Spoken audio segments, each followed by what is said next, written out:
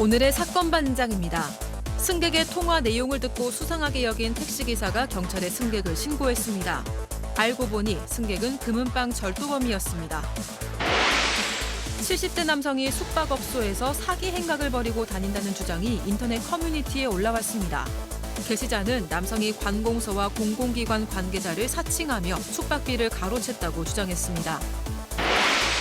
지하철에서 성추행범으로 몰려 기소됐던 남성이 무죄 선고를 받았습니다. 남성은 2년이 넘는 법정 다툼 끝에 무죄 판단을 받게 됐습니다. 뾰로롱! 안녕하십니까? 자, 제 앞에 계신 기혼 남성 세 분께 공통 질문을 드리겠습니다. 자, 사모님께 초콜릿을 받았다. 부처 핸즈업! 아이고, 이거 어쩜 좋아. 어쩜 좋아. 그런 걸 왜 해요? 네. 아니, 가족끼리는 그런 거 돌리는 거 아닌가요? 아니 제가 초콜릿 싫어해요. 아, 진짜? 알러지 있어요. 예? 아직 시간 남았으니까. 저녁까지는. 아침에? 그럼, 아침에 6시, 제가 아침 식사를 6시쯤 하거든요. 예. 사모님께서 물어보시더라고요. 너 먹을래? 먹을래? 성훈 아니야? 사줄까?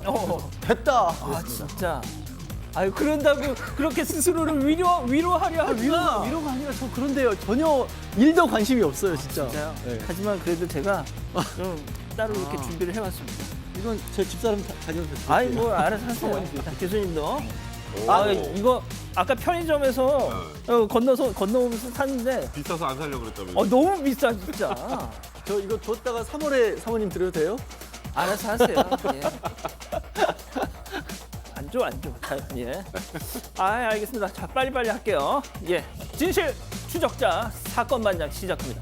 자, 전 배우자에게 무려 13년간 양육비를 주지 않고 버티던 이른바 배드파더 이모 씨란 사람이 있었습니다. 지금까지 밀린 돈만 무려 1억 2천만 원.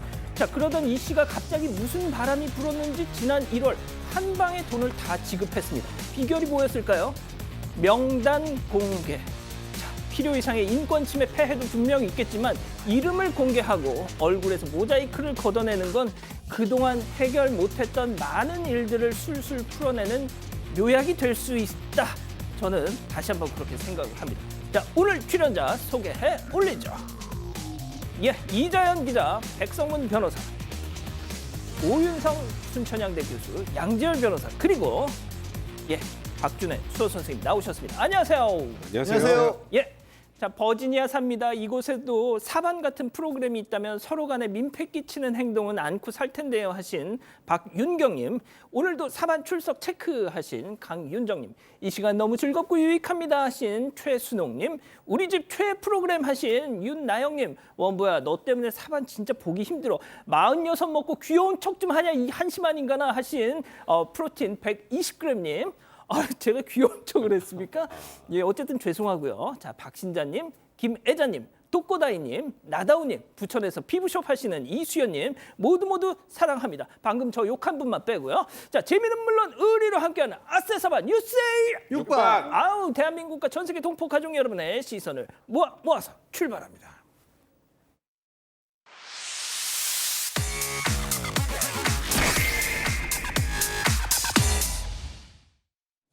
자, 첫 번째 뉴스 보여주시죠.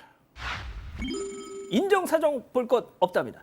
자, 경찰의 기지가 반짝 빛난 순간 함께 보시죠. 자, 오른쪽 골목 남성 주목해주세요. 주변 눈치를 쓱 보더니 오토바이 훔쳐서 저렇게 고고싱 갑니다. 자, 금은방 와서도 남의 카드로 역시 긁고 고고싱. 자, 그렇게 도둑질만 하면서 잘 살고 있었는데 널 잡고야 말겠다 저 벼르던 경찰. 어느 날 저 도둑놈과 딱 저기서 눈이 그놈 같은데? 저 잠시 신분증 좀요 하자. 니치 팔로만 하면서 말도 안 되는 얘기를 하면서 회피하는 그놈. 자, 결국 붙잡아서 검거 성공했습니다. 야, 진짜 이 기자, 진짜 저 형사님 말이죠. 너무너무 대단하신 게 마스크로 가려진 얼굴 그냥 눈매만 보고서 그놈 같은데 하신 거예요. 네, 맞습니다. 수개월 동안 인천에서요, 한 남성이 저렇게 골목에 주차된 오토바이를 훔쳐서 달아나고 또 타인의 카드를 절취해서 금은방에서 물건을 구매하고 이렇게 절도 행각을 벌인 사건입니다. 이에 형사들이 CCTV를 파악해서 해당 남성의 행적을 쫓기 시작했는데요. 그러다가 한 형사가요, 최근에 지하철 역사 내에서 CCTV를 확인하다가 있다가 저렇게 보고 영무실에서 나오던 중에 피해자를 딱 마주친 겁니다. 세상에. 이 마스크로 얼굴이 가려져 있었지만요. 눈매가 비슷해서 경찰인데 이름 좀 확인하겠습니다. 신분증 좀 보여주세요라고 요구를 한 겁니다. 네. 하지만 이 남성은 계속 회피를 했다고 하고요. 아하. 결국에 이 경찰이 남성을 붙잡아서 영무실로 데려갔고 결국 이 남성은 범행을 인정했습니다. 이야. 여기에 더해서요. 여죄 18건도 추가로 확인했습니다. 세상에 교수님 이 진짜 이 촉도 촉이지만 저 형사님 CCTV 아까 그 CCTV 보는 영상 그 좀 보여주실 수 있어요? 그 정말 화면이 뚫어져라 계속 CCTV를 얼마나 자기 뇌리 속에 저자의 얼굴을 막 깊게 막 각인을 시켰으면 저게 가능했겠습니까? 지금 이제 저분 같은 경우는 한 6개월 정도 지속적으로 이제 행적을 보십시오, 쫓으면서 지금 이제 나왔네. CCTV를 면밀히 이제 살폈다라고 하는데요. 이 전형적인 직업 의식이죠. 그러니까 마음이 없으면 보이지 않는다라고 우리가 볼 수 있는데 실제로 이제 예습 복습을 하게 되면 저렇게 체화가 되어 버려서 눈매만 보고 그 어떤 촉으로 그 사람을 검거하는 그야말로 그 전형적인 그 수사관의 모습을 우리가 보고 있는데요. 사실 뭐 도봉서 같은 경우는 한 17, 8년 정도를 추적을 해가지고 범인을 잡은 그런 그 형사도 있습니다. 그래서 사실 저건 아주 전형적인 직업 의식이라고밖에 볼 수 없습니다. 그렇군요. 알겠습니다. 자, 두 번째 뉴스 이어갈게요. 직원과 도둑 사이입니다. 자, 마트에서 벌어진 일인데 영상으로 만나보시죠. 자, 물건을 봉지에 저렇게 차곡차곡 담고 있는 저 마트 직원. 자, 그러더니 갑자기 밖으로 나가서 어디론가 가더니 물건을 두고 이제 빈손으로 다시 돌아왔어요. 예. 자, 손님들한테 방금 인사했어요. 자, 어디 배달 갔다 오신 걸까요? 아니요.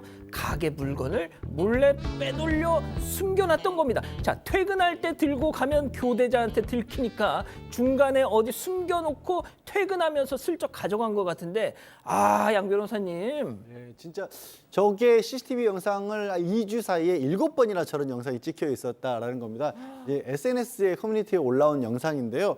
말씀하신 것처럼 퇴근할 때는 아무것도 안 가져가니까 사실 의심을 못 했답니다. 저 직원은. 근데 자꾸 물건이 없어지니까 계속 CCTV를 점주가 돌려본 거예요. 근데 이 사실이 이 들통난 뒤가 더 황당한데 예. 직원이 그냥 아무 말도 없이 안 나오고 이제 퇴사를 했나 보다 했다라는 겁니다. 그런데 고용노동부에 고소를 한 거예요. 나 퇴고 예고 조치도 없이 잘렸다. 퇴고 당했다. 이거 본인이. 그래서 이 점주는 결국에는 1개월치 월급도 더 주고 거기에다가 벌금까지 내야 되는 상황이 됐답니다. 그래서 이 점주도 또 그냥 있을 수가 없잖아요. 이 직원에 대해서 절도죄로 고소를 했습니다. 그런데 이 절도한 직원이 무혐의 결론 처분을 받았다고요? 전 이건 좀 이해가 안 되는데요. 저렇게 영상이 일단은 있는데? 점주는 경찰 측에서 이렇게 얘기를 들었다고 합니다. 반품 제품이었다. 반품 제품은 점주 소유가 아니라 업체 소유니까 절도죄가 성립하지 않아서 무혐의 결론이 난 것이다. 이렇게 이 지금 점주 측에서는 말씀을 하고 계신데 저 직원 소유는 아니잖아요, 그죠? 그럼요. 반품 제품이 그러니까 뭐 지금 이 점주의 소유건 업체 소유건 간에 예. 다른 사람의 물건을 가져가면 절도죄는 됩니다. 어허. 그러니까 안 그러면 반품 물건만 골라가면 아무 죄가 안 된다는 건 좀 말이 안 되잖아요. 예. 그래서 제가 이것 때문에 무혐의가 나온 것 같지는 않고 예. 어떤 다른 이유가 있는 게 아닌지. 근데 사실 지금 저 CCTV 영상상으로는 절도죄 성립 여부는 거의 명백해 보이거든요. 이거 경찰에 한번 제대로 다시 문의를 좀 해보셔야 될 것 같습니다. 알겠습니다.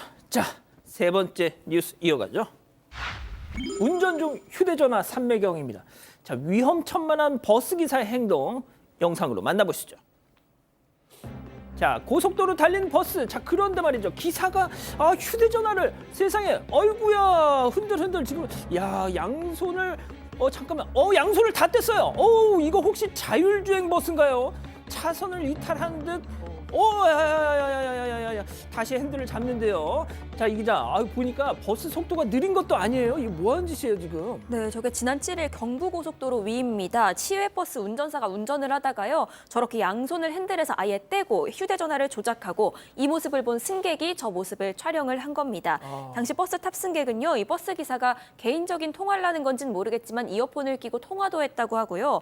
심지어는 유튜브로 영상까지 봤다는 겁니다. 아이고야. 이 때문인지 신탄진 휴게소 부근에 차가 많이 밀려 있었는데 이걸 보지 못하고 바로 급정거를 하는 바람에 사고도 날 뻔했다고 전했습니다. 당시 30명이 넘는 승객이 타 있었고요. 이 버스는 1시간가량 저런 위험천만한 운행을 이어갔습니다.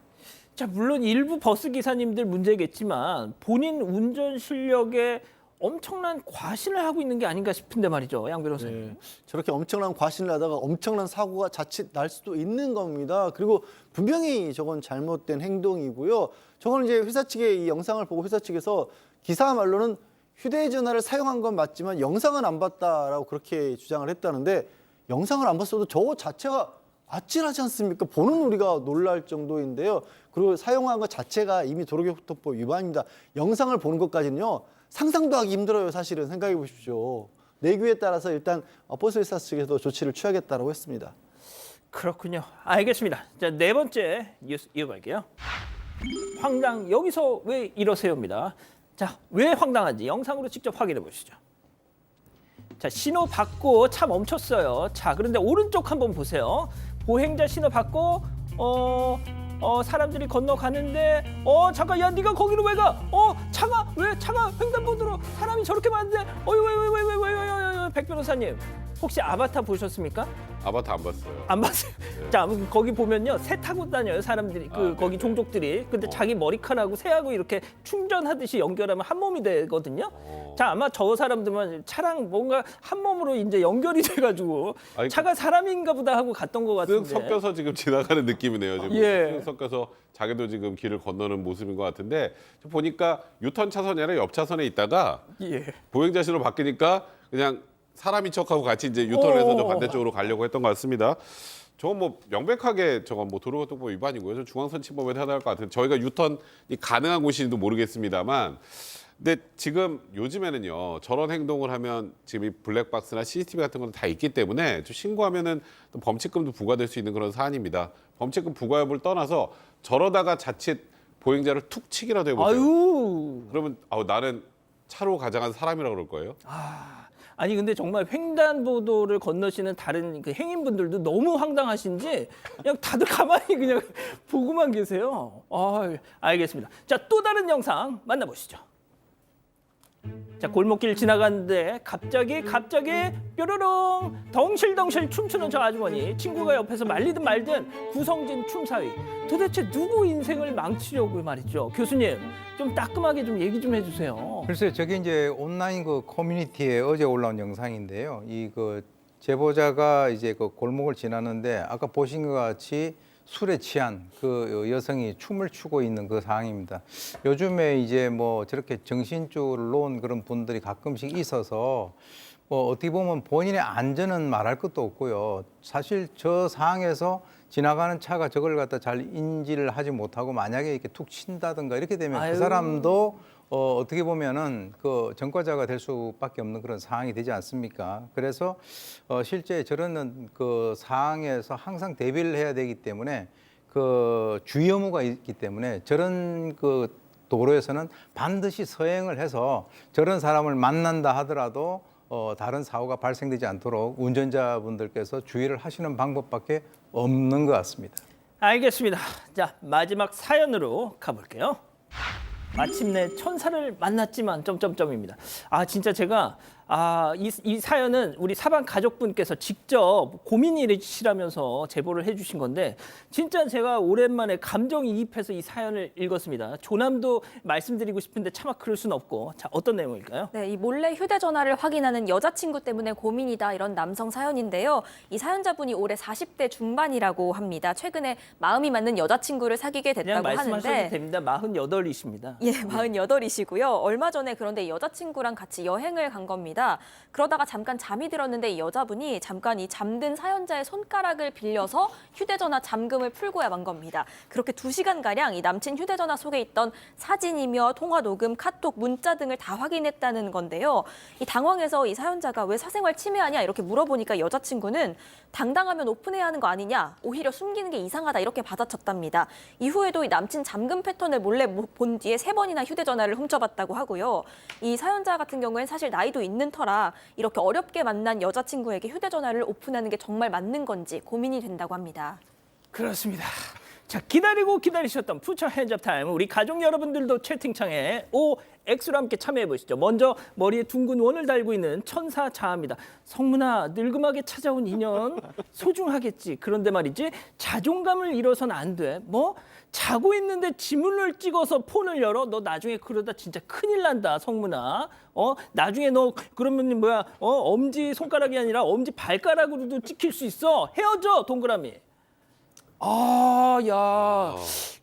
그러시군요. 알겠습니다. 자, 다음은 삼지창을 든 악마 자아입니다. 성문아, 자존감, 사생활, 너 48이야. 너 자는 동안에 뭐가 찍혔어도 그게 무슨 대수야. 너 그 사람 머리에 이고 다녀도 부족해. 너 그 사람 놓치면 끝이야. 눈치 챙겨, X. 마음 바뀌셨습니까?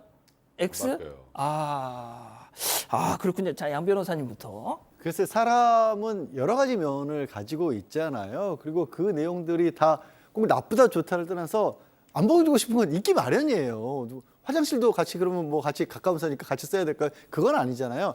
그리고 무엇보다 예의의 문제인 것 같습니다. 자고 있는 사람의 엄지손가락을 가져다가 이건 사실 불법이거든요. 범법행위거든요. 진짜요? 네, 불법입니다.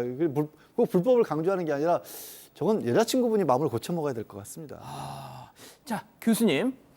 휴대전화를 이제 잠든 남자친구 손가락을 찍었다라고 하는 거기에서 저는 상당히 좀 충격을 받았고요. 지금 이제 하죠. 여자친구라고 하는 저분이 나이가 얼마인지는 잘은 모르겠지만 그동안 살아왔던 궤적을 보면 다른 사람들로부터 배반을 당한 그런 어떤 트라우마가 있을 가능성이 있다라고 저는 봅니다. 그런데 이제 실제로 이 여성은 제가 봤을 때는 앞으로 뭐 결혼을 하든 뭐 어떻게 하든 생각을 바꿀 생각이 전혀 없다라고 보고요. 앞으로 이런 문제로 이제 다툴 수 있는 그럴 가능성이 상당히 높다라고 보는데 결국은 이제 이 남성의 선택인데요. 이 남성이 이제 48세면 40대 후반 아니겠습니까? 본인이 이렇게 하는 것이 불편하면 사귀지 말고 자기의 어떤 프라이버시를 인정해주는 또 다른 여성을 갖다 찾는 것이 좋을 것 같고요. 지금 아직 50이 안 됐으니까 늦었다고 생각할 때가 빠를 때다. 예. 단추를 갖다가 처음부터 잘 껴야 근데 되고. 찾고 싶은데 그러기가 참 힘이 드니까 현실적으로 말이죠. 근데 그거 아십니까? 우리 가족 여러분, 우리 백성문 변호사님이 딱 48에 결혼을 하셨어요. 그러니까요. 말씀해 주세요. 사실 저는 좀 마음이 아프네요. 그러니까 이분은 왜 굉장히 목이 좋아하시는 것 내리시나요? 같아요. 아니 아까 뭐 거의 마침내 제목이 마침내 천사를 만났지만이잖아요. 그러니까요. 본인은 정말 마음에 들었던 것 같은데 이걸 어떻게 해야 되나? 근데 제가 좀 냉정하게 조언을 드리면 저는 개인적으로 좀 섬찟합니다. 진짜. 섬찟해요. 이게 그러니까 지금은 그래 내가 너무 좋아하니까 뭐 다 오픈하지 뭐라고 할 수 있는데 이게 나중에는 의부 쪽으로 발전할 수 있다고 생각해요. 뭐를 해도 어떤 상황이 돼도 연락이 안 되면 난리가 나고 이런 상황이 생길 수 있단 말이에요. 그러니까 솔직히 상대방에 대해서 신뢰를 가지고 있으면 이 핸드폰 볼 일도 없어요. 그걸 뭐하러 이걸 보고 있습니까? 혹시 사모님이 안 봐요 저희는. 진짜? 네, 저희는 아예 뭐 핸드폰 뭐 하는지 별로 관심도 없고. 그러니까 상대방을 신뢰하면 상대방의 뭐 이런 것들 비밀인지 뭔지를 떠나서 상대방 뭐 하는지 그런 거를 신경 크게 안 쓴다고요. 그러니까 이건 신뢰가 없는 거예요. 신뢰가 없는 사람하고 어떻게 평생 삽니까? 알겠습니다. 자, 우리 가족 여러분들 많은 의견 주시고 계세요. 네, 일단 김태현님은요 50대 중반이라도 헤어지세요라고 말씀을 하셨고요. 지경애님은요 이런 말씀도 하셨습니다. 이왕 늦은 거 그냥 새로운 사람 만나세요라고도 말씀을 하셨습니다. 페이스오프님 선은 지켜라 본인 거는 보여주냐라고 말씀을 하셨고 곤드레님도 이거 못 고칩니다. 저도 예전에 남친이 그랬는데 스토킹 당하는 것 같고 기분 더럽고 해서 헤어졌어요라고도 말씀하셨습니다. 알겠습니다. 하지만 저는 그래도 한번 좀 만나보시라 계속 좀 잘 얘기하셔서 다음부터 그러지 말라고 말이죠. 그런 쪽에 좀 힘을 실어드리고 싶습니다. 자, 온라인에서 니트를 구입한 이미향님 보고 계신가요? 자, 주문한 지 한 달 만에야 옷이 배달이 왔는데 소매 길이가 이게 짧아가지고 사진까지 찍어서 반품을 요구하셨다고요? 자, 그런데 돌아온 판매자의 황당한 대답. 야, 네 몸이 문제야 하더랍니다. 온갖 막말과 함께 말이죠. 이걸 전부 캡처해서 사이트에 올렸더니 내용 증명을 보냈다나요? 아이고, 적반하장이 따로 없습니다. 좋은 부모는 등수를 묻지 않는다. 아이의 성적을 넘어 성취까지 학습 빅데이터로 분석하는 좋은 부모 앱. 공부를 좋아하는 습관 아이스크림 홈런 2.0. 하루 영양 하나로는 부족하고 다 챙기긴 부담스럽고 그래서 핵심만 이 한 장에 따로따로 담았죠. 심플 올인원 프로텍트 위시엘시 하루 엔진.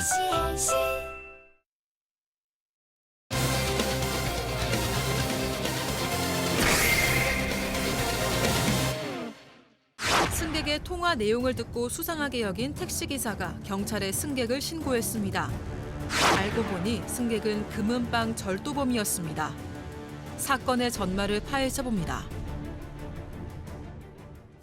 자, 한 택시기사가 경찰에 전화가 아닌 문자로 신고를 접수합니다.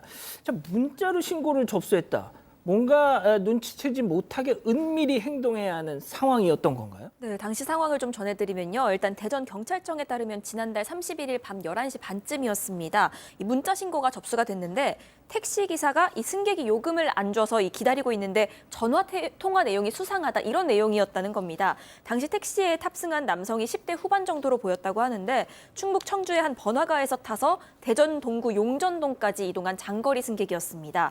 이 승객이 택시 요금 빌리려고 지인이랑 통화를 하고 있었는데요. 이 내용을 수상하게 여기고 택시기사가 신고를 하게 된 겁니다. 자, 과연 이 택시기사분이 수상히 여겼다는 승객의 대화 내용 과연 무엇이었을까요? 체크포인트 짚어보죠. 나 금튀했어. 아하, 금튀. 이건 또 무슨 소린지 당시 이 택시 블랙박스에 담긴 영상으로 직접 확인해 보시죠. 나 지금 택시비가 55,529원인데 미스터기가 계속 올라가고 있어. 그래서 지금 택시 아니야? 택시 아니야. 아예. 나 금 쬐어. 뭐예요? 금 들고 쬐다고. 안 잡히던데. 나 지금 3일째인데? 와, 세상에 택시기사님을 앞에다 두고 저딴 통화를 했다. 이거는 거의 뭐 나 잡아가세요 아닙니까, 이거? 그것도 뒷자리도 아니고 조수석에 앉아가지고. 아, 조수석이었어요. 예, 그러니까 이제 아. 이 택시 기사 이분이 예. 그 청각 장애가 있는 분이 아니라면 들을 수밖에 없는 소리죠. 당연하죠. 바로 옆에서 나 뭐 저기 금붙이 그래서 제가 이거 보니까 주로 우리가 여기서 다루는 것이 먹튀인데 굉장히 고급스러운 게 금튀네요. 예. 그래서 이제 이렇게 얘기를 했는데 실제로 이제 뭐 안 잡혔는데 지금 3일째다 뭐 이렇게 얘기를 하니까 허허. 사실 이 택시 기사분 같은 경우는 이건 정말 이 소리를 듣고도 경찰에 신고를 하지 않으면 건전한 시민이 아닌 그런 상황이 된 거죠. 자, 양 변호사님. 그런데 말이죠. 일단은 이게 아무리 이제 뭐 택시 기사님 촉이 좋다고 해도 무슨 영화 얘기하는 걸 수도 있고, 그 확실히 이제 딱 단정할 수는 없는 상황이잖아요. 그래도. 그렇죠. 일단 조금 전에 아까 뭐 택시 요금이 올라가고 있다는 얘기가 나왔잖아요. 택시 요금이 9만 원 가까이 나왔는데 마침 저 남성에게 돈이 없었답니다. 택시 기사분이 차 안에서 기다리세요 하고 밖에 나와서 112에 신고를 했대요. 그리고 바로 경찰에 출동을 했고 그 사이에 이 절도범은 사실 내가 형님한테 아는 형님한테 돈 받아서 계좌로 보내드릴 테니까 빨리 알려달라고 했는데 택시 기사분 또 시간을 끌었던 거죠. 잠깐 기다리세요. 그러고 있는데 경찰이 온 겁니다. 근데 경찰이 와서 이렇게 쓱 봤는데 이게 휴대폰 배경화면이 저 사람이 금팔찌를 두르고 있는 게 배경화면이었던 거예요.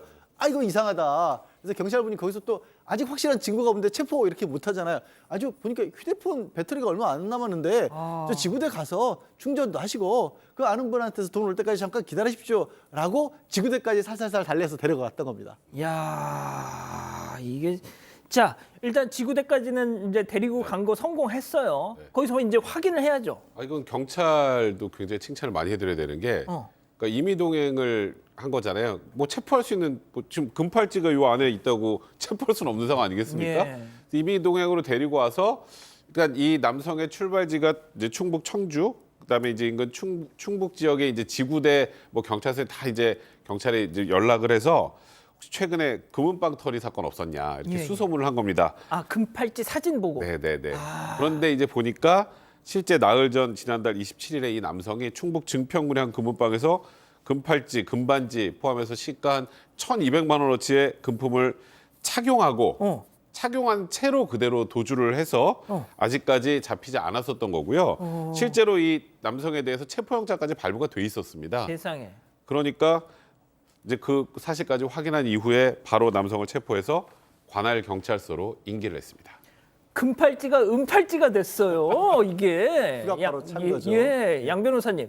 근데 이제 신용카드로 그냥 택시비를 결제했으면 못 잡았을 거 아니에요. 네. 아무래도 19살짜리고 하다 보니까 신용카드 조금 뭐 이래저래. 예. 거기 가서 절도를 할 정도의 상황이면 신용카드가 나올 만한 신용이 있었을까요? 없었겠죠. 예. 그리고 이자만 19살이 아니라 공범들이 같이 있었는데 21살, 19살이었습니다. 그러니까 셋이 같이 금은방에 들어가서 하나가 이렇게 금부치를 타고 있었던 날 밖에서 렌트카를 빌려서 대기하고 있다가 이 바로 차에 태워서 도주를 한 겁니다. 그런데 이 둘은 그 렌트카를 이용을 해서 바로 검거가 됐는데 예. 하필이면 이제 금부치를 가지고 있던 자가 중간에 내리는 바람에 검거를 못하고 있다가 혼자 그 택시 안에서 금투했다고 자랑하는 바람에 잡힌 상황이잖아요. 예. 알고 보니까 대전에 있는 모텔에서 머물고 있으면서 한 열흘 전부터 범행을 계획했다고 하는데 그 모텔에는 또 5명이 있었다고 하거든요. 그러니까 2명이 비잖아요. 그러네요. 경찰은 또 추가 수사를 하고 있다고 합니다.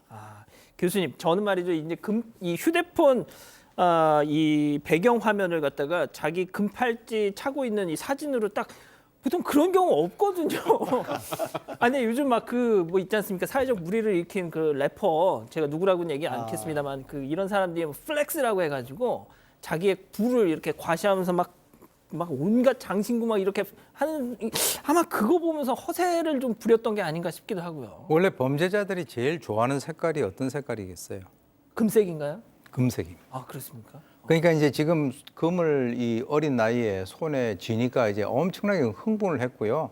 제가 봤을 땐 자기가 훔쳤던 그 금팔찌 사진을 갖다가 자기 휴대폰에 배경 화면으로 한다는 거는 그건 굉장히 지금 흥분돼 있는 그런 상태고요. 아까 이제 저 택시 기사분 바로 옆에서 그렇게 얘기한 것도 뭔가 자기 어떤 그 뭔가를 과시하기 위한 건데 지금 사실 자기 같은 공범들 2명은 체포되고 자기는 지금 수배돼 있는 상태 아닙니까? 그런 상황에서도 저런 행동을 했다라고 하는 것은 그야말로 글쎄요, 뭐 전과가 있는지 없는지는 모르겠지만 이 금부치를 보고 난 뒤에 이성을 갖다 잃은 것이 아닌가 하는 생각이 들고요. 제가 볼 때는 이제 5명이 머문 흔적이 있다라고 하니까 경찰이 추적을 해가지고 나머지 또 여죄라든지 또 다른 어떤 범죄를 밝혀야 될 것 같습니다. 예. 뭐 우리 가족 여러분들 말씀하시네요. 래퍼 도끼 그렇죠. 자, 이 수상한 통화 한마디 놓치지 않았던 이 택시 기사님한테는 경찰이 신고 포상과 표창장 수여를 검토하고 있답니다. 자, 이 정도로 정리하고요. 2번째 사건 이어갑니다.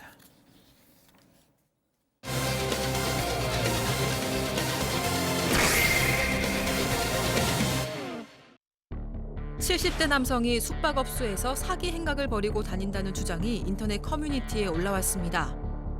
게시자는 남성이 관공서와 공공기관 관계자를 사칭하며 숙박비를 가로챘다고 주장했습니다. 어떻게 된 일인지 알아봅니다. 자, 숙박업 운영하고 계시는 우리 사반 가족분들 이번 사건 진짜 눈 크게 뜨고 한번 보세요. 이 숙박업소의 한 남성이 손님으로 찾아오면서 시작되는 사건입니다. 네, 맞습니다. 지난 10일에 한 자영업자 커뮤니티에요. 전국 다니는 사기꾼 같습니다. 숙박업소 사장님들 조심하세요. 이런 내용의 글이 올라옵니다. 이 작성자는요, 경남 통영에서 모텔을 운영한다는 한 여성, 그러니까 자신의 이모가 당한 일이라면서 공개를 했는데요.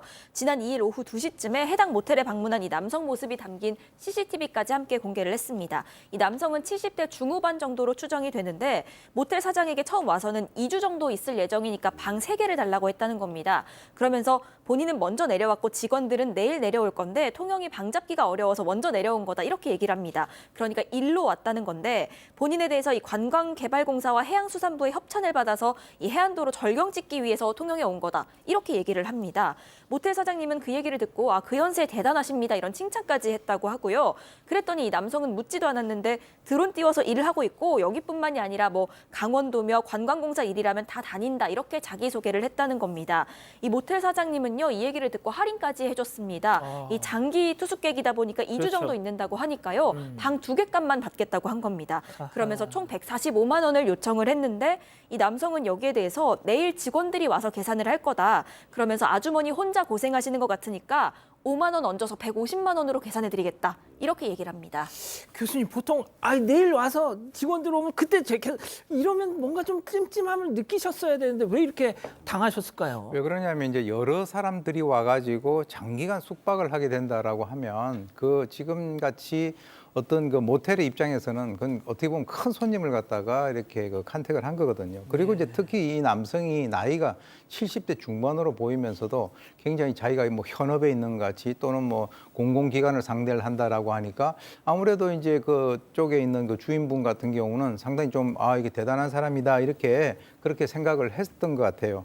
그리고 이제 이주라고 하는 거, 또 자기는 이제 장기적으로 다니기 때문에 보통 이제 그 모텔 가면 일회용으로 나오는 거 있잖아요. 예. 그 필요 없다. 나는 내가 이제 여기 오래 있을 거니까 내가 다 가지고 다니고요. 그리고 이제 얼굴 뭐 마스크 같은 거 좀 해주세요. 이렇게 하니까 또 더욱 속을 수밖에 없는 거죠. 거기다가 안내실 앞에 생고구마도 있네요. 그래서 이걸 갖다 고구마 좀 깎아 먹을 테니까 좀 달라. 그렇게 해서 상당히 어떤 친근감을 갖다 유지를 했다는 거예요. 아하. 그런 입장에서는 이 모텔 그 사장님 같은 경우는 이분에 대해서 상당히 나이도 있고 하니까 19살, 20살짜리가 하루 와가지고 뭐 이렇게 도망가고 하는 이런 상황은 아닐 거다라고 생각을 했던 것 같습니다. 자, 그 다음 날 와서 결제하겠다는 직원들 왔습니까? 일단 그 다음날 아침이 되는데 우리 직원들 좀 늦게 옵니다라고 하고 그렇게 얘기를 했대요. 나는 오늘 시청 직원들 만나서 회의를 해야 된다. 근데 회의를 하는데 시청 직원들 밥을 사줘야 될 것 같은데 그 사람들이랑 밥 먹으면 얼마나 나올까요? 라고 물어보더랍니다. 그래서 그런저런 식당 가면 한 15만 원 나올 거예요. 그렇게 얘기를 했대요. 그리고 회의 간다고 나갔더니 이따가 다시 들어와서 갑자기 사장님 좀 어디 계시냐고 거기서부터 사장님을 찾으러 다니기 시작을 했다는 겁니다. 이 남성이. 예, 그 영상을 지금부터 한번 보시죠. 자, 남성은 회의를 갔다 온 후 모텔 1층부터 사장님을 막 찾습니다. 예, 엘리베이터에서 지금 남성 내렸죠? 복도에 서서 누군가를 계속 두리번 찾죠. 곧바로 그리고 지금 누굴 만났어요. 대화를 나누고 있는데 모텔 사장님과 대화를 나눕니다. 자, 대화를 나누고 나서 다시 엘리베이터를 타고 지금 건물 밖으로 나가고 있습니다. 자, 사장님 어디 있어요? 사장님 어디 있어? 왜 이렇게 막 모텔이 떠나가라 막 찾고 층마다 찾아다니고 지금 만나서 무슨 얘기를 한 겁니까? 아침에 나갈 때 내가 저거 직원들 저 밥 사주려면 얼마나 들까 해서 15만 원 정도 든다고 아침에 사장님이 얘기했죠.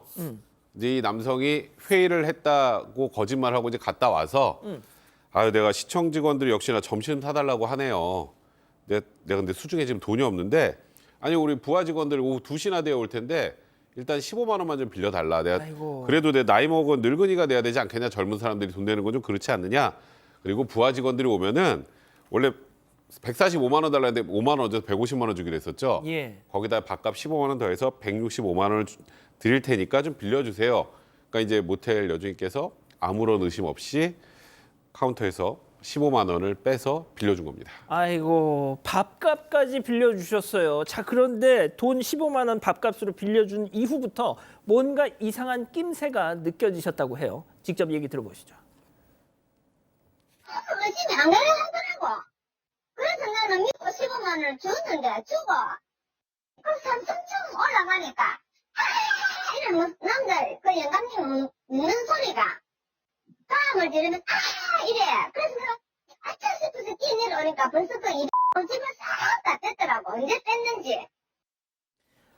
교수님, 그러니까 15만 원 그 딱 밥값 챙겨가면서 이야! 막 자기 혼자 막 환호성을 외쳤나 봐요. 글쎄 큰 웃음소리를 냈다는 게 상당히 특이하고요. 제가 봤을 때는 이 사람은 일종의 그 어떤 게임을 한 것이 아닌가. 자기가 이 게임을 해가지고 그것에서 이겼다라고 하는 자존감 같은 것을 확인을 한 것 같은데 사실 이제 돈 주고 2층에서 3층 올라갈 때 그렇게 막 큰 웃음소리를 냈다라고 하는 거죠. 그러니까 그 주인 같은 경우는 벌벌벌 떨려가지고 순간적으로 다리가 움직이지 않았다라고 그래요.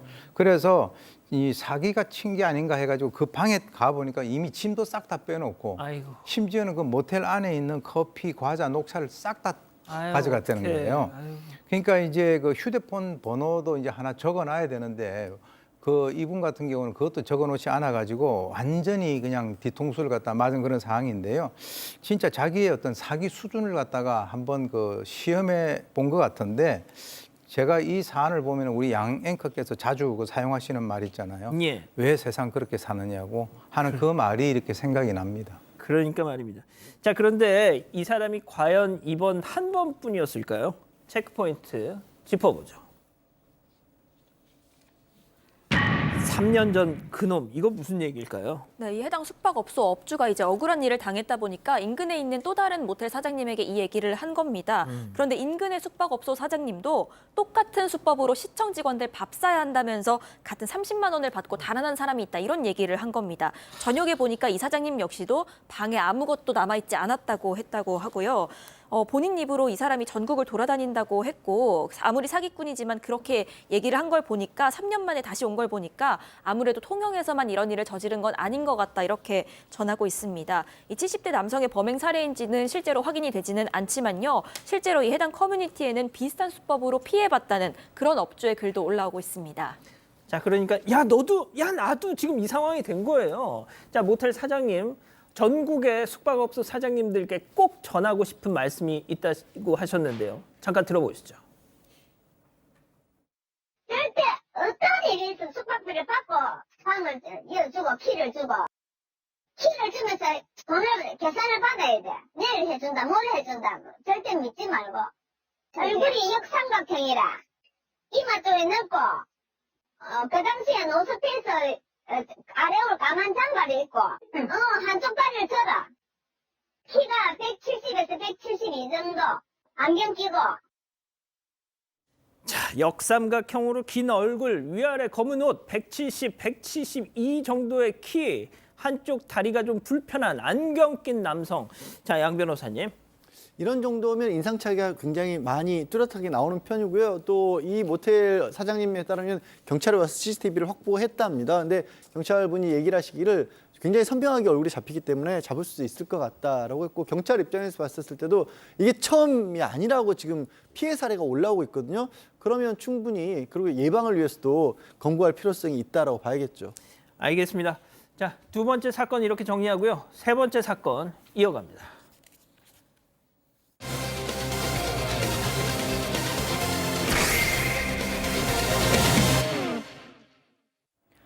2020년 11월의 어느 날 한 여성이 지하철을 타고 출근하던 중이었습니다.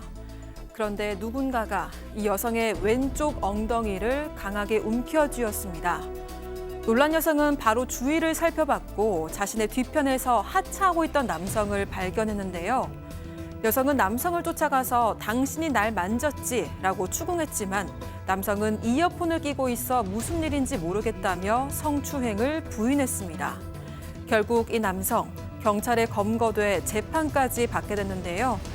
2년 넘는 재판 끝에 최근 최종 결과가 나왔습니다. 재판부는 어떤 판결을 내렸을까요?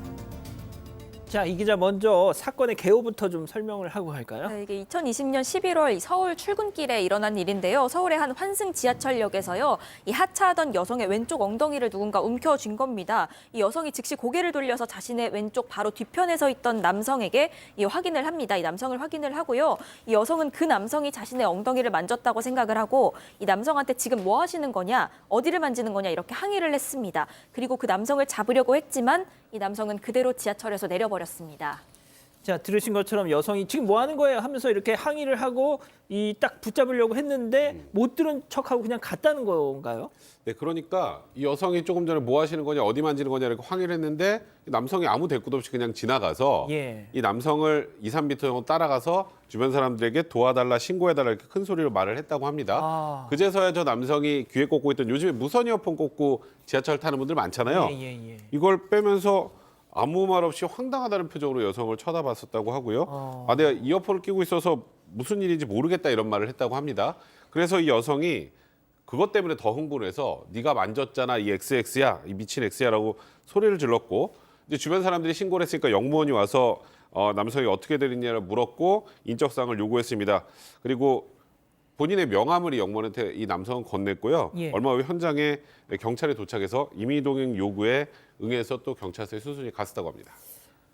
교수님, 그 여성이 이 남성을 취한 그 범인이라고 딱 특정한 이유가 뭔가요? 왜 그러냐면 이제 이 여성 같은 경우가 누가 자기 엉덩이를 갖다 만지는 것 같아서 딱 뒤를 돌아다 보니까 바로 그 남성이 제일 가까이 있었다라고 하는 거죠. 그래서 다른 승객들도 많이 내리고 또 이제 그 마지막쯤에 내리는 거기 때문에 승객들끼리 이렇게 밀착 지목한 그런 상황도 아니었다 이렇게 얘기를 하면서 다른 사람이 팔을 뻗어서 자신의 엉덩이를 만질 만큼 붐비지도 않았다. 그러니까 바로 그 남성을 바로 자기 엉덩이를 만진 그 치안으로 특정을 한 것이죠. 이제부터는 좀 이 남성의 얘기도 들어봐야겠네요. 자, 그럼 여기서 세 번째 사건 체크포인트 짚어보죠. 투탕카멘 자세. 이게 무슨 소리죠? 예. 이러고 있는 거 안 보셨어요? 잠시만요. 네. 양 변호사님 좀 다시 잡아주시겠습니까? 저는 실제로 지하철 이용 안 하시죠? 저는 정말로 이 자세 많이 취해요. 요즘에 이러고 지하철은. 다니는. 항상 진짜요? 이러고 있습니다. 그러니까 이게 손을 들어서 주변에 여성들이 있다 그래서 내 손은 지금 여기 얌전히 붙어 있다. 예. 그리고 고개 딱 이렇게 해서 다른데 눈 마주치면 안 되니까 위를 보거나 저는 아예 눈을 감고 있어요. 음악 들으면서 이러고 있어요. 그러니까 이게 무덤 그 속에는 모습 압니다. 투탕카멘 같다로 투탕카멘 자세라고 하는데 이 사연 속에 이 사건 속의 남성 같은 경우에는 조금 응용을 했던 겁니다. 지금 보시는 것처럼 한 손은 휴대폰을 들었고 마스크 때문에 김이 서리니까 예. 안경을 이렇게 벗어서 양 주머니에 넣 변호사님 좀 잡아주세요. 예. 주머니에 이렇게 안경을 벗어서 주머니에 넣고 안경이 주머니에 넣었으니까 깨질까봐 이렇게 있었다라는 거예요. 이렇게 손으로 보호를 예, 하고. 이렇게 항상 이 자세로 있었다라는 거예요. 근데 내릴 때도 우르르 밀려서 평소에도 밀쳐서 내리니까 승객들이 밀치는 거로만 생각했지 여성이 자기를 밀친다고 생각을 못했는데 알고 보니까 뒤에서 여성이 2, 3m 가량을 밀쳐서 그때서야 왜 이러지 하고 그렇게 봤다는 겁니다. 저기 이제 투탕카멘 요즘은 와칸다 포에버인데 그죠? 예. 자, 이 기자. 이게 참 어려운 문제인데요. 일단 저도 뭐 양 변호사님, 백 변호사님 말씀하셨지만 저도 막 이제 밀착이 막 되게 심하고 이럴 때는 난 너를 만질 그러니까 전혀 추호도 없어라는 걸 이제 몸으로 웅변하듯이 막 이럽니다. 대부분의 남자들이 그럴 텐데. 다른 증거, CCTV나 뭔가 주변에서 누가 그걸 찍고 있었다든지. 그러니까 이게 지금 양측의 입장이 전혀 다른 상황이기 때문에 또 지하철은 CCTV가 있지 않습니까? 그 CCTV가 좀 결정적인 증거가 될 수도 있었을 텐데요. 이 CCTV에는 안타깝게도 여성과 남성이 지하철에서 내리는 모습만 잡혔다고 합니다. 이 여성이 남성 팔을 붙잡으면서 뒤따라 나오고 게시판 앞까지 가서 남성이 여성을 돌아보고 이런 장면만 잡혔다고 하고요. 다만 이 여성의 진술과는 달리 굉장히 많은 승객들이 지하철에서 우르르 내리는 모습이 포착이 되긴 했습니다.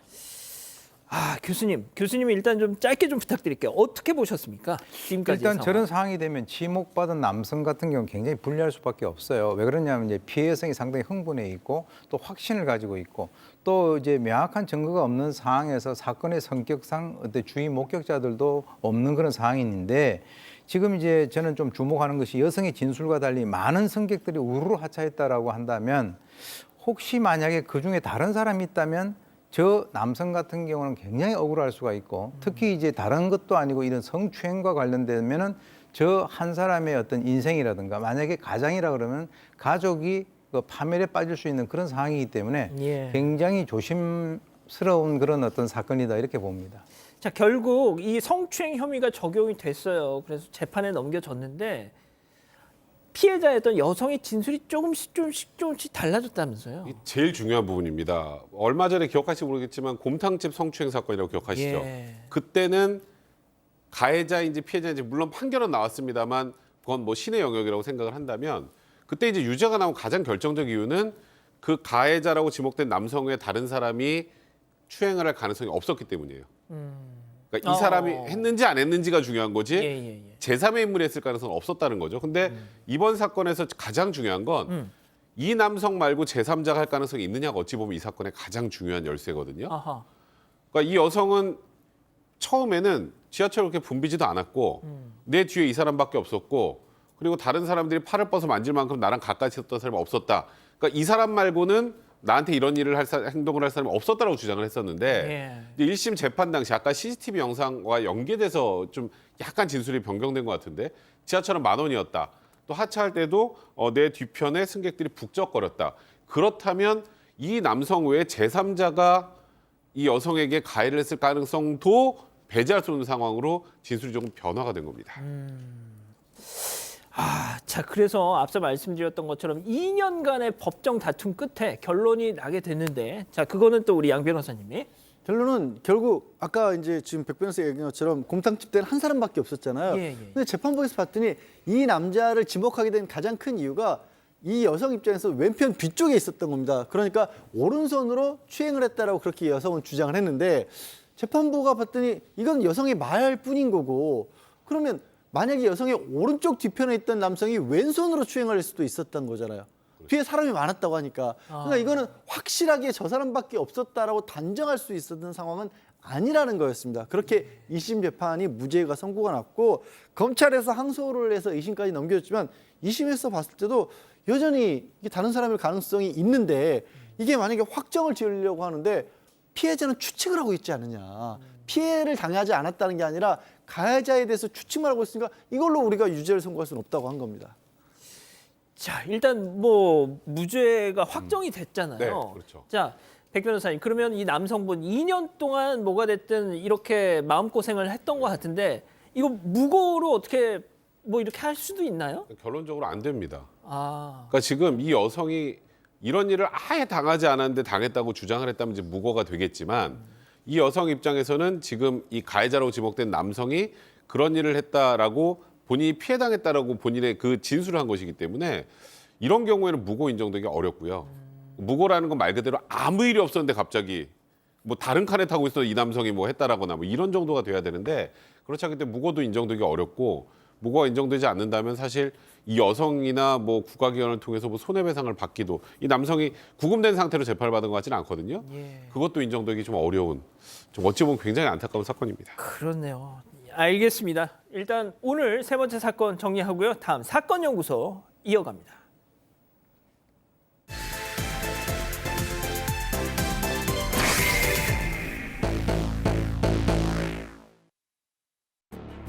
(2017년 5월) 한 보험사 직원이 서류를 들여다보면서 고개를 갸웃거립니다. 이 신혼여행으로 떠난 일본 오사카에서 아내가 스스로 목숨을 끊었다면서 보험금을 청구한 한 남성 때문이었는데요. 이 당시 상황을 좀 설명해 달라고 해도 계속 말을 돌리고 극단적 선택을 한 경우엔 보험금이 안 나온다 이렇게 설명을 했더니 당황하면서 한숨을 푹푹 내쉬던 이 남성. 며칠 전 아내를 잃은 사람 같지는 않았던 겁니다. 아무리 좋게 생각해보려 해도 범죄 가능성만 자꾸 머리에 맴돌고 고민을 거듭하던 보험사 직원은 결국 아는 경찰에게 제보를 하기로 마음먹습니다. 오늘 사건 연구소는 신혼여행지에서의 비극, 남편의 두 얼굴을 따라가 봅니다. 이 사건 아주 유명한 사건이죠. 신혼여행을 갔는데 갑자기 아내가 숨을 거뒀고 자, 남편이 한국에 돌아와서 방금 얘기 들으신 것처럼 보험금을 청구했다. 자, 그런데 스스로 극단적인 선택을 했을 경우에는 보험금이 나오지 않는다 이렇게 얘기를 했더니 막 한숨을 푹푹 쉬면서 전혀 아내를 잃은 슬픔을 이렇게 내비치지 않았다. 자, 조금만 더 살펴보죠. 네, 일단 보험금 청구한 이 남편은요, 충남 아산에 거주하던 22살 우모 씨입니다. 2017년 4월에 당시에 19살이던 아내와 일본 오사카로 신혼여행을 떠났습니다. 그런데 열흘 만인 5월 4일에요, 이 한국에서 아내가 사망했다라면서 보험금 수령 청구를 한 겁니다. 이 남성이 열흘 전에 일본으로 출국할 때 저희가 여행할 때 여행자 보험을 들잖아요. 남성 본인이 사망하면 5억, 아내가 사망하면 1억 5천을 각각 상대방이 수령하는 여행자 보험에 들었던 겁니다. 일본에 도착한 날 밤에 이 아내가 숙소 화장실에서 극단적인 선택을 해서 숨졌으니까 보상금을 달라 이렇게 전화를 한 겁니다. 그런데 이 남편의 태도가 직원이 보기엔 아주 이상했다는 건데 이 전화받은 보험회사 직원이 남성한테 구체적인 상황을 좀 설명을 해주셔야 된다 이렇게 얘기를 해도 자꾸만 말을 돌리고 뭔가 회피하는 모습을 보이고 오로지 보험금에만 관심 있는 모습이었다는 겁니다. 아하. 이어서 이 직원이요, 정말 극단적인 선택을 하신 거면 그런 경우엔 보험 적용이 안 된다 이렇게 설명을 했습니다. 그랬더니 굉장히 좀 놀라고 당황하더니 한숨을 푹푹 내셨다는 겁니다. 이런 모습을 보고 좀 수상함을 느껴서 이 보험사 직원이 고민 끝에 아는 경찰에게 제보를 하게 됩니다. 자, 그런데 들어봤더니 남편의 나이는 22살 그리고 부인은 19살. 19살이면은 어떻게 그냥 성인이 되자마자 결혼을. 예, 맞습니다. 사실 그 숨진 아내 같은 경우에 이 우 씨, 22살 우 씨의 부모님이 운영하는 식당에서 아르바이트를 하던 학생이었어요. 그러니까 그때부터 교제를 시작을 했고 만 19살이 되고 나서 딱 이틀 만에 혼인신고를 했답니다. 그러니까 어른이 되자마자, 성년이 되자마자 법적으로. 그리고 열흘 만에 일본으로 신혼여행을 떠났는데 거기서 숨진 거예요. 사실 이 아내, 이 부모님들은 이런 결혼을 쉽게 찬성하기가 어렵죠. 그렇죠. 그래서 결혼 못한다라고 반대하고 있었는데 이 숨지고 나서야 자기 딸이 혼인신고도 했고 이 신혼여행도 갔다 일본으로 갔다는 거 그때서 알았다는 거예요. 그런데 이것만 해도 이미 이상한데 여기서부터 이 우 씨의 행적이 되게 희한한 게 아내가 거기서 신혼여행에서 숨졌는데 가족에게 숨진 지 8시간 만에 문자 메시지로 그 사실을 알립니다. 그리고 이 아내, 사실 아내라고 부르기도 이제 19살이에요. 말이 몇 성년자지. 이 어린 아내의 언니가 일본으로 급히 갔을 거 아닙니까? 예. 이 우 씨가 실실 웃으면서 맞이를 하더란 겁니다. 그러더니 아, 저 다른 약속 있어 좀 가볼게요 하고 자리를 피했대요. 자, 동생이 사망했다는 소식을 듣고 언니가 일본으로 건너갔는데 이 동생의 남편이라는 자가 헤헤 웃으면서 야, 자 교수님 그런데 말이죠. 성인이 되자마자 이틀 뒤에 덜컥 결혼을 했다. 뭔가 좀 물론 사랑해서 그랬는지는 모르겠습니다만 되게 좀 결혼에 집착했다 이런 느낌도 들고요. 이 당연히 이제 뭐 딸이 19살인데 부모가 그 딸의 결혼을 갖다가 반대를 할 수밖에 없죠. 그런데 실제로 이제 이 우 씨 같은 경우는 결혼 계획서라고 하는 것을 만들어서 듭니다. 그게 뭐냐면 이 아직 이제 미성년자인 그 아내 같은 경우는 부모의 동의가 있어야 결혼을 갖다 할 수 있기 때문인데요. 그 내용을 보면은 좀 유치해요. 나는 배달 음식도 안 먹는데 바로 그 집 딸은 배달 음식도 먹는다. 그래서 일주일에 한 번씩 시켜 먹었는데 나는 이걸 지출을 줄일 수 있다. 내가 해마다 그 책을 갖다 한 100번 정도 목표로 해서 아주 풍부한 지식을 바탕으로 나은 미래를 만들 수 있다든지. 그러니까 소위 얘기해서 이 여성을 갖다 사랑해서 결혼을 하겠다라고 하는 게 아니라 당신 딸이 상당히 부족하니까 그 능력을 갖다가 내가 고쳐줄 테니까 결혼시켜달라. 뭐 이런 식이었다는 거죠. 그러니까 제가 봤을 때는 이 여성과 결혼을 갖다가 왜 이런 식으로 굉장히 어색한 상태에서 하려고 집착을 했을까라고 우리가 볼 수밖에 없는데 그 이유가 따로 있었습니다. 자, 그러면 남편 우 씨가 그 설명했던 당시 그 아내가 극단적인 선택을 했던 당일날의 표정 같은 거 뭐 진술한 게 있을 거 아닙니까? 일단 우 씨는 일본에서부터 일관되게 아내가 스스로 극단적인 선택을 했다 이렇게 주장을 했습니다. 이 당시의 상황을 진술한 내용을 보면 욕실에서 아내가 나올 시간이 한참 지났는데도 나오지 않아서 본인이 들어가려고 하는데 갑자기 욕실 안에서 쿵 하는 소리를 들었다는 겁니다. 그래서 깜짝 놀라서 들어가 보니까 왼팔에 2번, 오른팔에 1번 니코틴 원액 주사를 스스로 놨다. 그리고 피를 흘리며 쓰러져 있었다. 이렇게 진술한 겁니다. 그리고 여기다가 더해서 아내가 평소에 심한 우울증을 앓았다. 그러니까 아내가 평소에 심한 우울증을 앓다가 신혼여행 와서 첫날 이렇게 극단적인 선택을 한 거다라는 취지의 주장을 한 건데 문제는 이 아내의 가족들입니다. 가족들은 그건 말도 안 되는 얘기다. 이렇게 일축을 했다고 합니다. 왜냐하면 이제 보통 극단적인 선택을 하는 사람들은 미래에 대한 계획 같은 거 별로 세우지 않죠. 아, 그렇죠.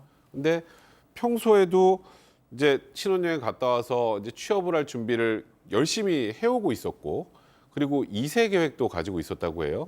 그럼 극단적인 선택을 하거나 할 사람의 그런 통상적인 행동은 아니죠. 거기다가 실제로 또 명랑했고 우울증 전혀 없었다는 진술에다가 우울증으로 치료받은 전력도 없었습니다. 아하. 오히려 이제 건보공단에서 그래서 이 피여성의 기록을 쭉 뽑아보니까 예. 우울증으로 관련된 무슨 진료를 받은 그런 기록은 없고 2016년에 이 남편에게 머리를 맞아서 머리에 봉합 수술을 했던 그런 기록만이 나와 있었습니다. 아하. 자, 지금 보고 계시는 저 사진이 그 실제 이 우 씨 부부가 이 묵었던 일본 그 숙박업소의 사진입니다. 자, 그런데 이게 뭐 점점 얘기를 들으면 들을수록 말이죠. 좀 냄새가 납니다. 네, 사실 이쯤 되면 심증은 굳어진 거라고 볼 수도 있겠는데요. 이 우 씨는요, 경찰 조사를 받을 때 마치 준비했다는 듯이 이 오사카 풍경부터 시작해서 당시 상황을 아주 술술 털어놓습니다.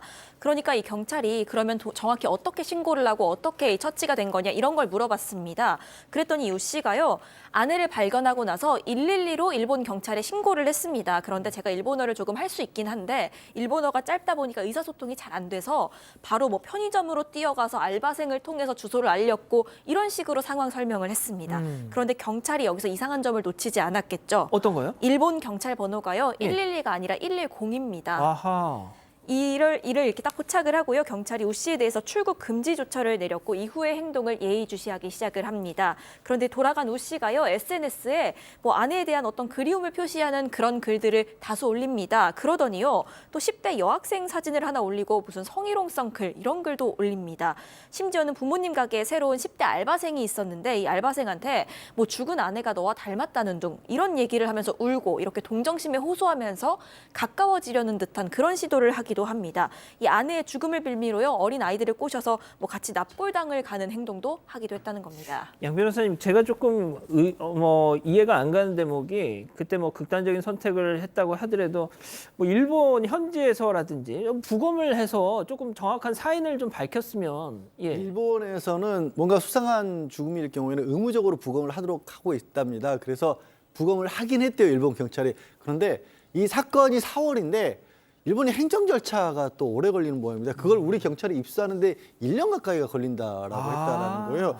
그런데 이게 어쨌든 사건 현장은 지금 일본이잖아요. 그걸 우리 경찰이 직접 관할 건데 없으니까 여러 가지 수사하는데 어려움이 있었던 겁니다. 근데 수상한 정황들이 너무 많으니까 그래도 이렇게 저렇게 다 조합을 해서 11월에 이 우 씨의 집을 압수수색을 할 수가 있었습니다. 부검 결과가 나오기 전에. 근데 압수수색을 해보니까 너무 좀 놀라운 일들이 있었던 게 집에 범죄 관련 서적들이 꽉 차 있었고 그중에 또 상당수는 약물 살인 관련 책들도 있었다라고 하고요. 한 3시간 정도 정밀 압수수색을 한 끝에 결정적으로 일기장을 발견했습니다. 우 씨의.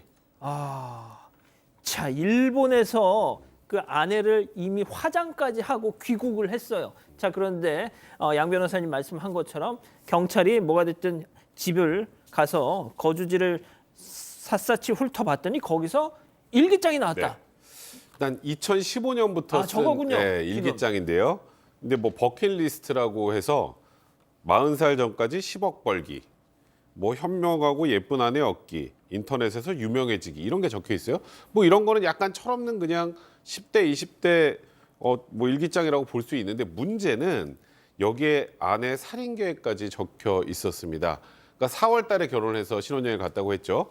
근데 3월 달 일기에 곧 오사카로 여행을 간다. 3단 절벽에서 그녀를 흉기로 찌를 예정이다. 이후 떨어뜨릴 예정이다. 주사기 구하고 얼른 받아오자.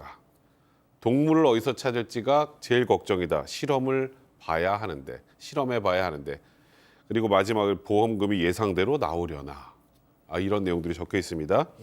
그래서 곧바로 휴대전화, 데스크탑 모두 다 압수를 해서 이제 확인해 보니까 이 휴대전화에서는 이 아내가 사망했던 니코틴과 관련된 니코틴 원액을 이용한 살인 방법 이런 게 자세하게 기재된 메모까지 발견이 됐습니다. 제가 교수님께 잠시 후에 또 따로 여쭤볼게요.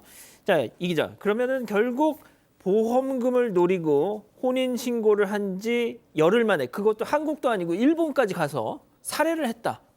네, 그러니까 증거가 거의 다 나온 상황입니다. 심지어 이 사건 이후의 일기도 있는데요. 추가 내용입니다.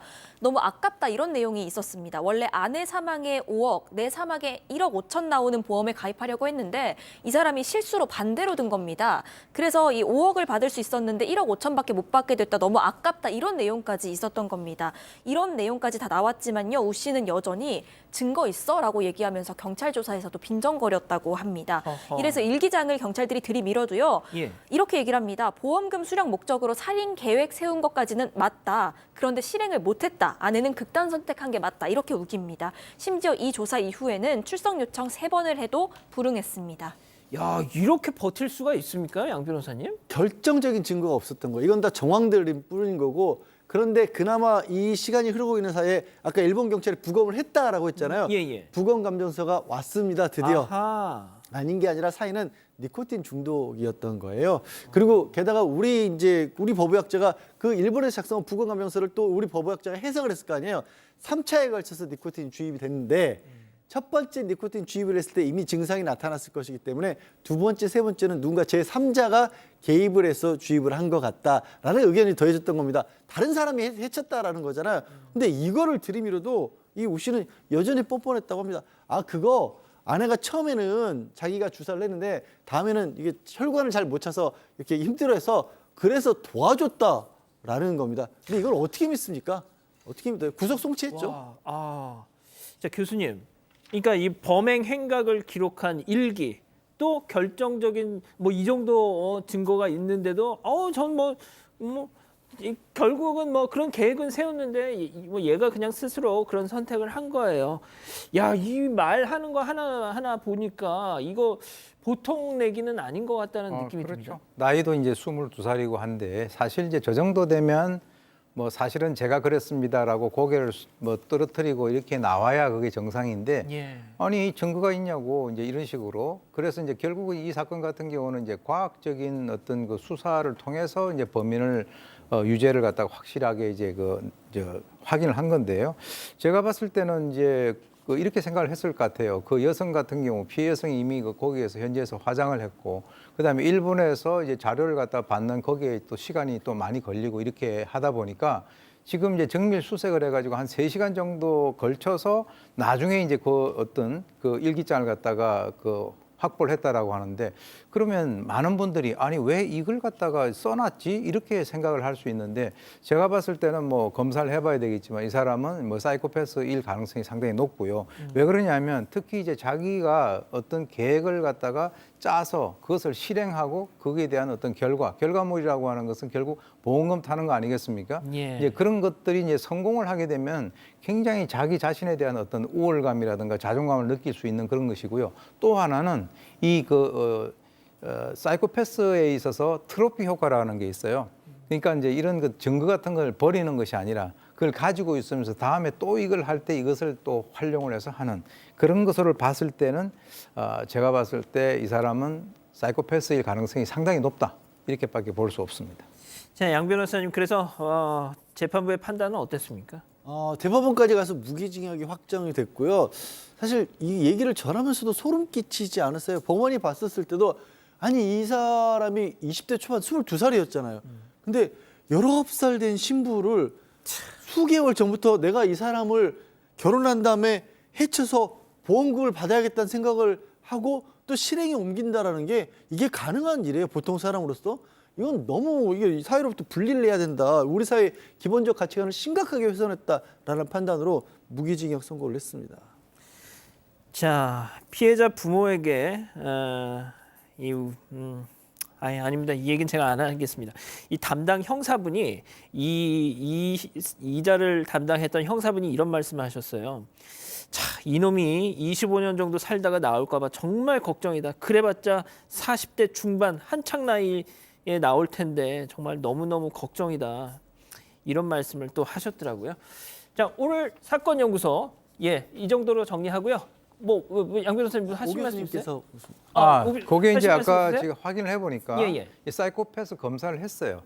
진짜요? 했는데 이게 네네. 26점이 나왔기 때문에 25점부터는 사이코패스로 우리가 인정을 하거든요. 이영하기보다 1점이 더 높고 또 하나 이제 좀 그 충격적인 것이 수사를 받으면서 제가 이 경찰에서 수사를 받는데 제 버킷리스트에 그 중에 하나가 경찰서에서 심야조사 밤샘 조사를 받는 거니까 밤샘 조사를 좀 받게 해달라라고 이렇게 얘기를 했다는 것이 사실로 밝혀졌기 때문에 정말 이 사회랑 오랜 기간 동안 격리를 하지 않으면 나와서 다시 재범을 할 수 있는 그 가능성이 상당히 높아 보입니다.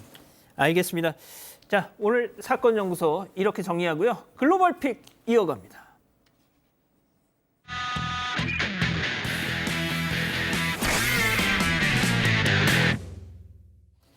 자, 오늘 첫 번째 중국으로 가보시죠. 네, 조용한 새벽에 전봇대 위에서 고요히 잠든 친구가 있습니다. 바로 이 시바견입니다. 저 위에 대체 어떻게 올라가게 된 건지 그리고 저 전깃줄 위험하진 않은 건지 의문투성이인 장면인데요. 이 강아지는 세상만사 태평한 표정으로 졸고 있습니다. 위험해요. 네, 저 시바견이 사실 겁이 많기로 유명한데요. 그런데 무섭지도 않은지 이 밑에서 불러보고 소리를 내봐도 반응도 보이지 않고 겁도 전혀 먹지 않은 것 같습니다. 이 시바견, 전봇대 바로 뒤에 보이는 건물 있죠? 여기 3층 사는 가족들의 반려견이었습니다. 가족이 외출하고 집에 왔는데 아무리 찾아봐도 강아지가 보이지 않았다고 합니다. 때마침 창문을 열었는데 저렇게 강아지가 전봇대에 걸려 있었던 거죠. 황당하기도 하고 무섭기도 하고. 네, 가족들은 강아지를 구하기 위해서 결국 전력 공급국 직원을 불러야 했습니다. 이야기 한번 들어보시죠.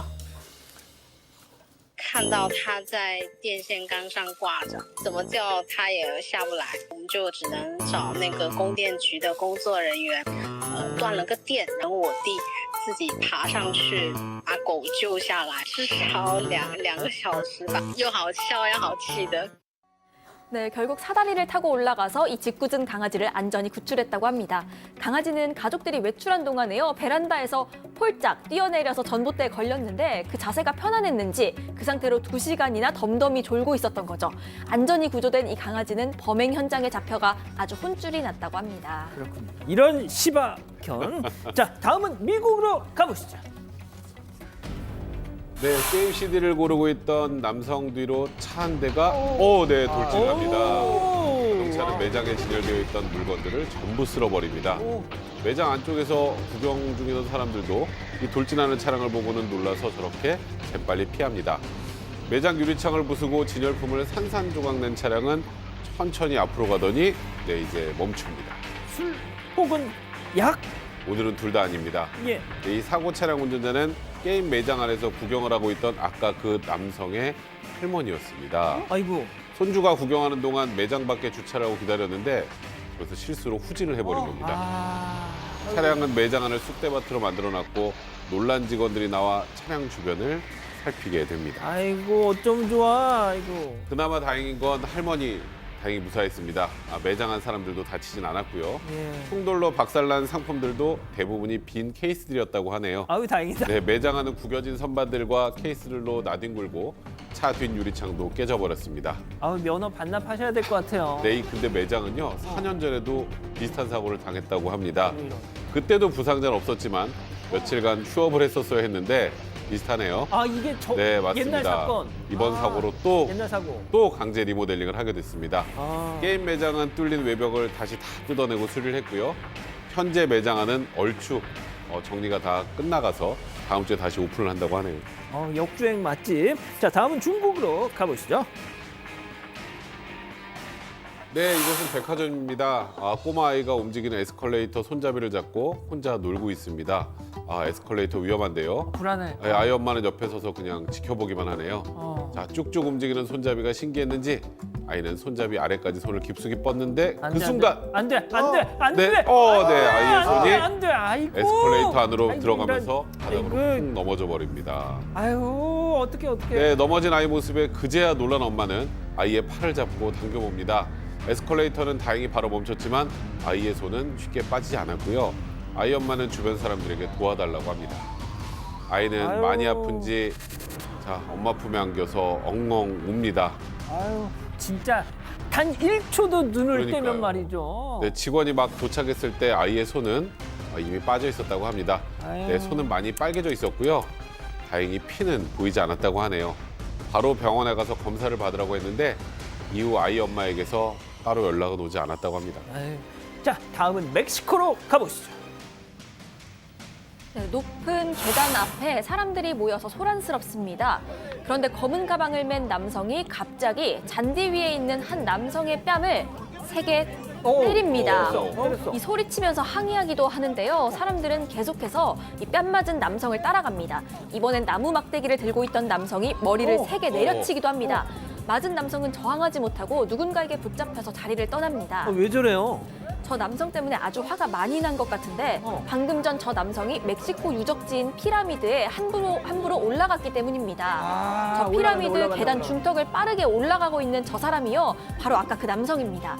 직원들이 피라미드 앞에 쳐놓은 줄을 넘어 따라가 보는데요. 이 남성은 이미 꼭대기에 올라가서 사진을 찍고 있습니다. 아이고. 이 남성 관광객은 사진 한 장 찍어보겠다고 들어가지 말라고 줄까지 쳐놓은 제한구역에 들어갔다고 합니다. 심지어 저 피라미드는요. 2007년에 유네스코 세계 7대 불가사의로 지정된 유적지였고 당연히 계단에는 오르는 것도 금지돼 있었는데 말이죠. 조상 무덤에 올라가서 밟고 있으니까 멕시코인들 당연히 뿔이 났겠죠. 그렇죠. 그래서 저 남자를 저렇게 응징했던 겁니다. 멕시코 당국에 따르면 저 남성은 체포돼서 12시간이나 구금이 됐고요. 우리나라 돈으로 약 30만 원 정도의 벌금을 냈다고 합니다. 아유, 알겠습니다. 아유, 왜 그랬어, 진짜. 예, 사랑하는 사건 반장 가족 여러분, 오늘도 따뜻한 밤 보내시고요. 저희는 내일도 별이 6개 반, 4반, 6반 저녁 6시 반에 다시 옵니다. 자나깨나 코로나 조심. 안녕히 계십시오.